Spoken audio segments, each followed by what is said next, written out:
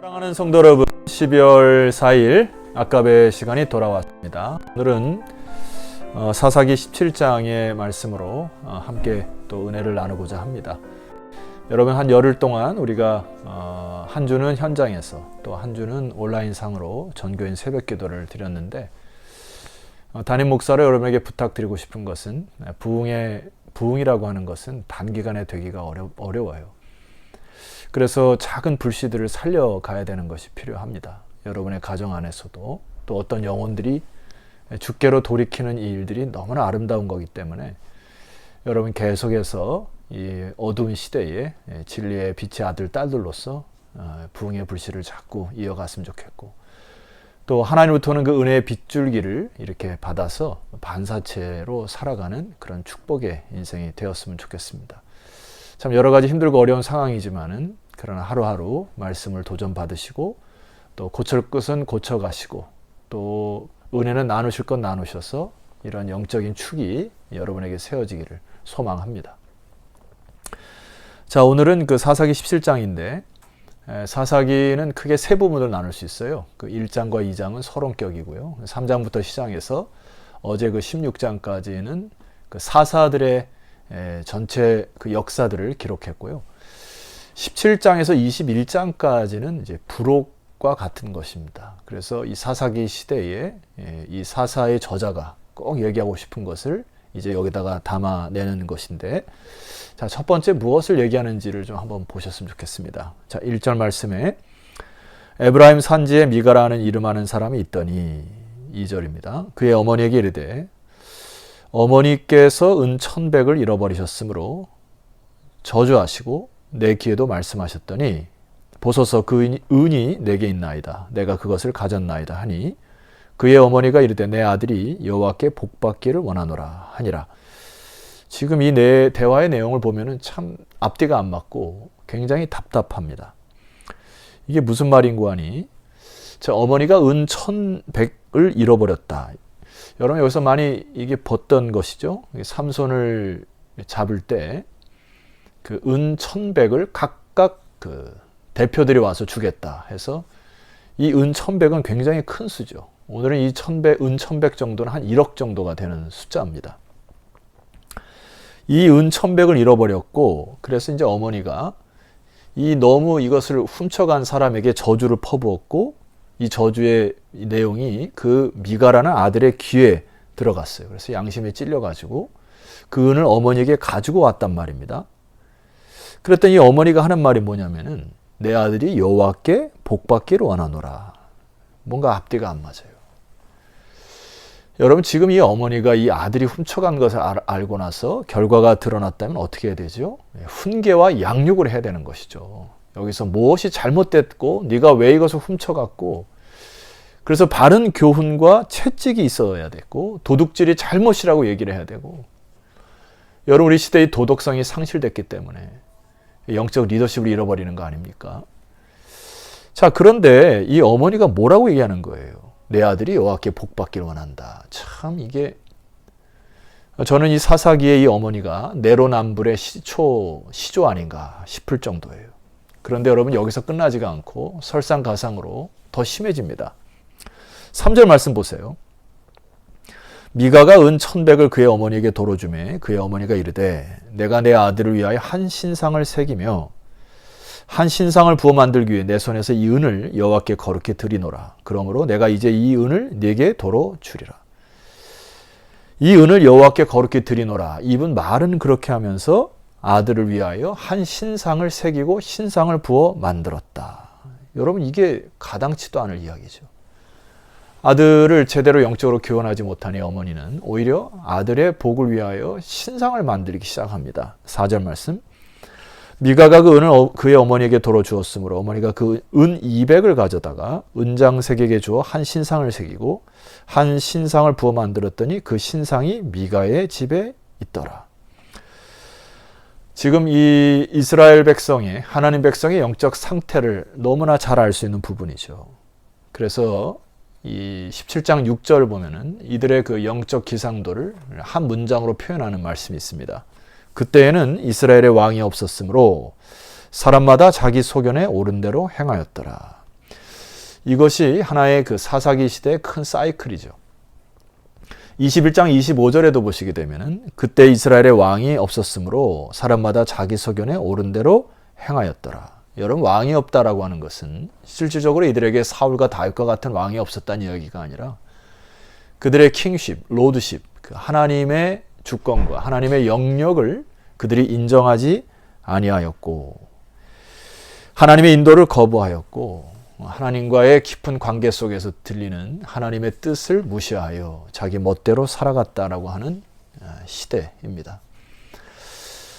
여러분, 저는 오늘날에 크고 작은 많은 일들이 이제 교회를 중심으로 일어나는 것을 보면서 너무나 안타까운 마음을 갖고 있고, 또 하나 이것이 오늘날 우리들의 신앙의 현주소가 아닌가 싶습니다. 우리가 외형적으로 겉으로 혹은 삼손의 이 모습처럼 자꾸 이 능력 위주의 혹은 성공 위주의 이런 것에 사로잡혀 세상의 가치관과 같이 묶여가는 교회의 현주소를 보고 다시 한번 우리 시대에 내가 하나님의 통치함이 없이 자기 소견에 옳은 대로 행하는 것이 무엇인지를 잘 묵상했으면 좋겠고, 우리가 영적으로 깨어 기도하는 것 너무나 중요하죠. 왜냐하면 그 하나님의 영의 감동됨으로 주의 사역을 해야 되죠. 그러나 자꾸 저마다의 소견에 옳은 대로 행하고 이것이 주의 뜻이라고 자꾸 얘기하기 때문에 하나님의 교회가 왕성해지지 못하는 걸림돌이 되는 것이 많이 있습니다. 그런데 여러분, 오늘 이 본문에 더 문제가 되는 것이 있습니다. 이 사사기 17장에서 21장까지 전체 흐르는 것 중에 중요한 그 사람 한 분이 등장을 해요. 그리고 한 지파가 등장을 하는데 그 사람이 바로 레위 지파입니다. 7절 말씀 볼게요. 유다 가족에 속한 유다 베들레헴에 한 청년이 있었는데 그는 레위인으로서 거기서 거류하였더라. 여러분, 레위인의 역할이 뭐죠? 제사를 감당하고 하나님 앞에 영적으로 이들을 세워가야 할 영적 리더십들이었죠. 그런데 이 7절 보면은 유다 가족에 속한 지파에 레위인이 있었는데 이런 뜻인데, 8절 보면은 조금 갸우뚱합니다. 그 사람이 거주할 곳을 찾고자 하여 그 성읍 유다 베들레헴을 떠나가다가 에브라임 산지로 가서 미가의 집에 이르렀다. 뭔가 좀 이상하죠.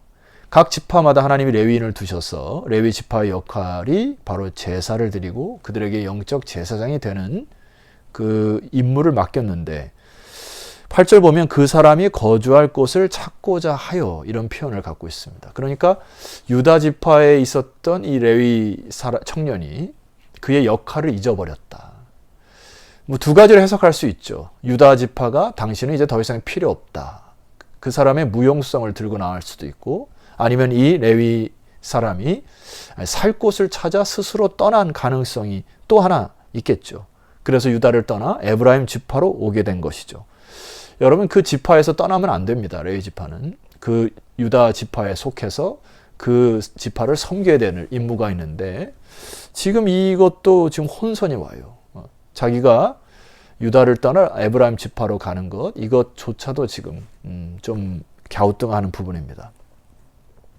자, 그런데 10절 말씀 보시게 되면은 미가가 그에게 이르되 네가 나와 함께 거주하며 나를 위하여 아버지와 제사장이 되라. 내가 해마다 은열과 의복 한 벌과 먹을 것을 주리라 하므로 그 레위인이 들어갔더라. 자, 결과적으로는 이제 먹고 사는 문제 때문에 이 레위인이 이곳에 머물게 되고, 미가는 그를 개인 제사장, 오늘날로 하면은 한 개인 목회자로 이렇게 세워버리게 되는 타락의 시대를 맞이하게 됩니다.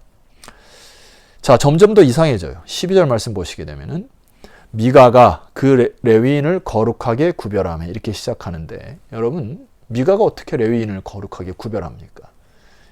레위인은 하나님께서 세우신, 하나님께서 거룩하시는 주권이 하나님께 있는 거예요. 사람이 그를 거룩하게 한다거나 통제할 수가 없는 거죠. 오늘날 영적 지도자들에게도 동일한 메시지를 받으셔야 합니다. 영적 지도자들은 하나님께 소명을 받고 하나님의 부르심을 받아서 하나님께서 구별된 존재의 사명가 없이 할 수가 없습니다. 이 부분은 한 사람이 그 사람을 거룩히 구별한다는 것은 타락의 일부이죠. 그 청년이 미가의 제사장이 되어 그 집에 있었더라. 자, 13절. 이에 미가가 이르되 레위인이 내 제사장이 되었으니 이제 여호와께서 내게 복 주실 줄을 아노라. 이 레위인을 자기의 개인 제사장으로 두어서 궁극적으로는 자기의 복을 빌어달라고 하는 정도의 수준으로, 미신 수준으로 빠져버린 겁니다.